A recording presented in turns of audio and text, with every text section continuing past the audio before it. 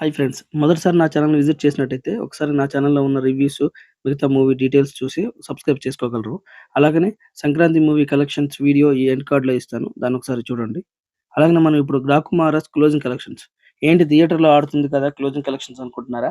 ఇక maximum third వీక్‌లో ఈ సినిమా మొత్తం మీద 2.5-3 కోట్లు లేదంటే 3.5 కోట్ల వరకే షేర్ కలెక్ట్ చేస్తదండి. మహా అయితే ఒక 5-7 కోట్ల గ్రాస్ క్లోజ్ చేస్తది. అందుకని క్లోజింగ్ కలెక్షన్స్ అని చెప్తున్నాను. నేను అప్ టు 15 డేస్ వరకు ఉన్న కలెక్షన్స్ ఇక్కడ చెప్తాను. మిగతా వాటికి మీరు 2.5-3 కోట్ల షేరును, ఒక 5 కోట్ల గ్రాస్ కలుపుకోవటమే. ఎందుకంటే మాక్సిమం థియేటర్‌లో నుంచి సినిమా ఎళ్ళిపోతూనే ఉండింది. చాలా తక్కువగా గ్రాస్ కలెక్షన్ చేస్తా ఉంది. ఇప్పుడు మనం డీటెయిల్‌లోకెళ్తే డే 1 ఈ సినిమా 50,00,00,000 కలెక్ట్ చేసిందండి. డే 2 22, డే 3 20,00,00,000, డే 4 13.4 కోట్లు, డే 5 4,00,00,000, డే 6 5.4, డే 7 4.6, డే 8 4.4. అలాగనే డే 9 నుంచి డే 15 వరకు కంటిన్యూయస్‌గా 1.5 క్రోర్స్ గ్రాస్ యావరేజ్‌గా కలెక్ట్ చేసిందండి.